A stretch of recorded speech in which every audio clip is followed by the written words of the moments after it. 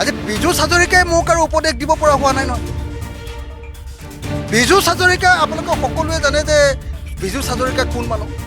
আপোনালোকে সকলোৱে জানে যে পীযুষ হাজৰিকা আছিলে চিণ্ডিকেটৰ মাষ্টৰ, হয়নে নহয়?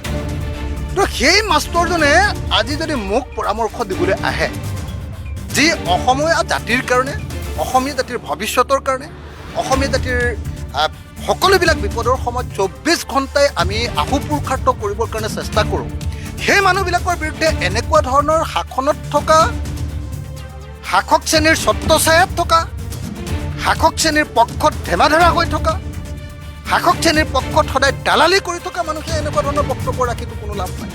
অসমৰ মানুহে এতিয়া চাৰিওফালৰ পৰা তেওঁক নিন্দা কৰিছে। তেওঁৰ ফেচবুক পেজটোৰ তলটো আপোনালোকে চাবচোন, মানুহে কি বুলি কয় এতিয়া মুখ্যমন্ত্ৰী এজনক। নালন্দা বিশ্ববিদ্যালয়লৈ যোৱা প্ৰস্তুত দিয়াৰ তলত যিবিলাক কথা কৈছে, এজন মুখ্যমন্ত্ৰীৰ কাৰণে ইয়াতকৈ আৰু লজ্জাজনক কথা কিবা থাকিব পাৰেনে?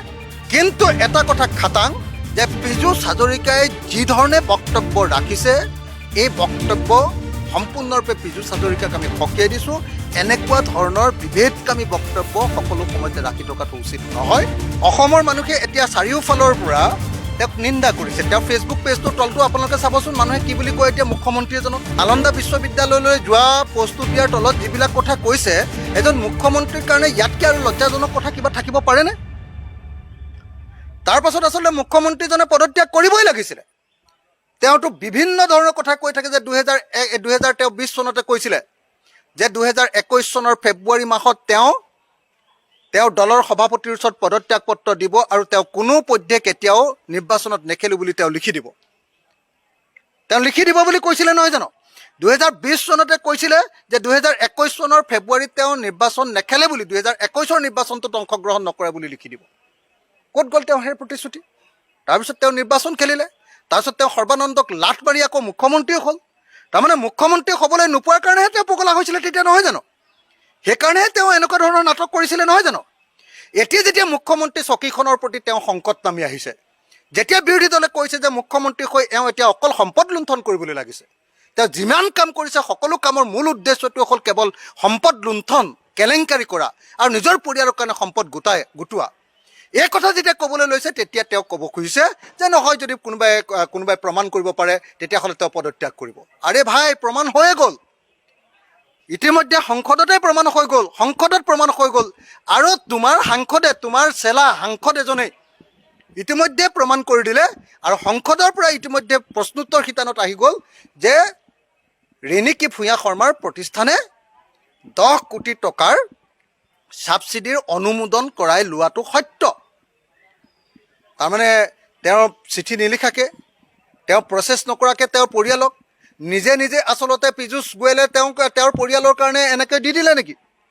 10 কোটি টকাৰ ছাবচিডি ৰাজসাহাৰ্য দি দিলে নেকি? এইটোতো নহয়, সেইটোতো নিশ্চয় নহয়।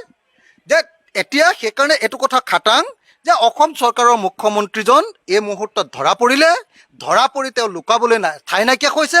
সেইকাৰণে তেওঁ পদত্যাগ কৰিম বুলি নাটক কৰিবৰ কাৰণে চেষ্টা কৰিছে। মইতো চেলেঞ্জ কৰিব পাৰোঁ, পৃথিৱীখন যদি শেষো হৈ যায়, তেওঁক যদি অসমৰ মানুহে যে একেবাৰে যে তেওঁক যদি একেবাৰে মানে তেওঁক যে প্ৰকৃত চৰিত্ৰটো একেবাৰে একদম নাঙঠ কৰি দেখুৱাই দিয়ে, তাৰ পাছতো এই মানুহটোৱে কেতিয়াও ৰাজনীতিৰ পৰা পদত্যাগ কৰিব নোৱাৰে, মুখ্যমন্ত্ৰী পদৰ পৰা পদত্যাগ কৰিব নোৱাৰে।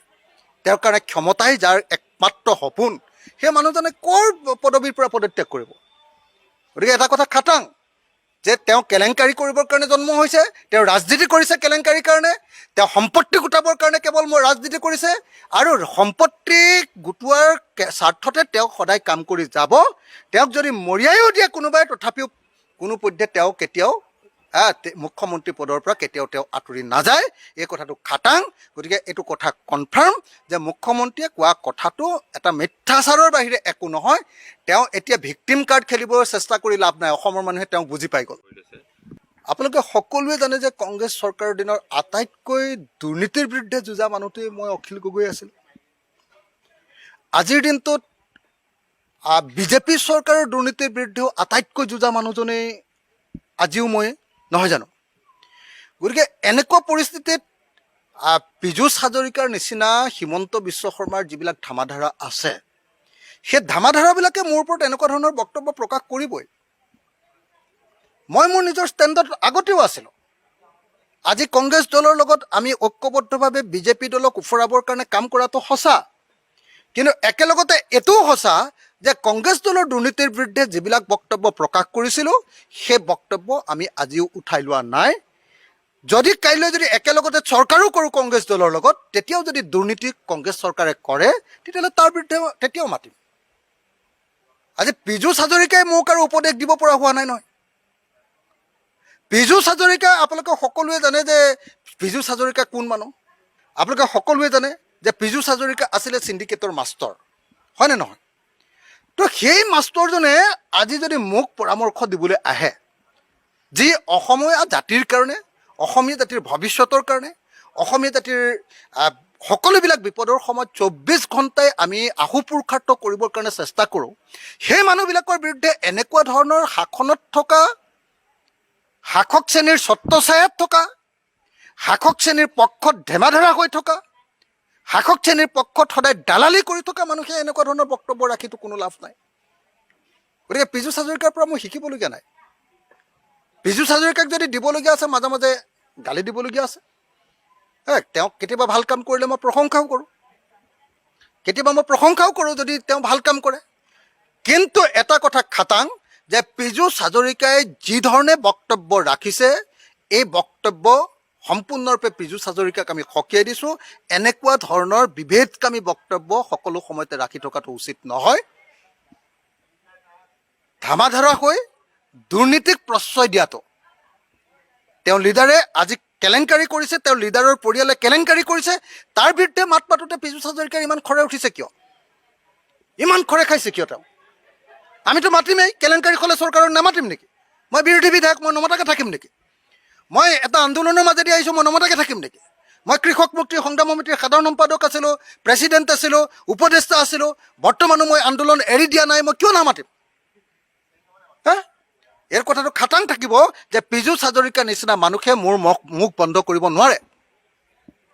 আজি আমি দেখিবলৈ পাইছোঁ, আজি যেতিয়াই ঐক্যবদ্ধভাৱে বিৰোধীয়ে মাত মাতিবলৈ আৰম্ভ কৰিলে, আজি ভূপেন বৰাৰ, কংগ্ৰেছ দলৰ ভূপেন বৰাৰ ভাতৃ আৰু বোৱাৰী, ভাই বোৱাৰী, তেওঁলোকক আজি আমি দেখিবলৈ পাইছোঁ যে তেওঁলোকক অকস্মাতে চাকৰিৰ পৰা মানে বিভিন্ন ঠাইলৈ ট্ৰেন্সফাৰ কৰি দিয়া হৈছে। আজি কমলাক্ষ দে পুৰকাষ্টই মাতি থকাৰ কাৰণে তেওঁৰ পৰিয়ালৰ মানুহক কেনেকৈ ট্ৰেন্সফাৰ কৰি দিয়া হৈছে, চাকৰি কৰি থকা মানুহক আমি দেখিবলৈ পাইছোঁ। আজি ভৰত নৰহৰ ওপৰত বিভিন্ন ধৰণৰ আক্ৰমণ নমাই অনা হৈছে, বিভিন্ন ধৰণৰ আক্ৰমণ নমাই অনা হৈছে। গতিকে কাইলৈ হয়তো মোৰ ওপৰতো আক্ৰমণ নমাই আনিব। এতিয়াতো মোক চাৰিওফালে সকলোৱে মোৰ শুভাকাংক্ষীবিলাকে কৈ আছে যে আপুনি একদম ভালকৈ চলিব, যিকোনো সময়তে আপোনাক চৰকাৰৰ যিটো আমি ৰূপ দেখিছোঁ, যিকোনো সময়তে আপোনাক শাৰীৰিকভাৱে আক্ৰমণ কৰিব পাৰে।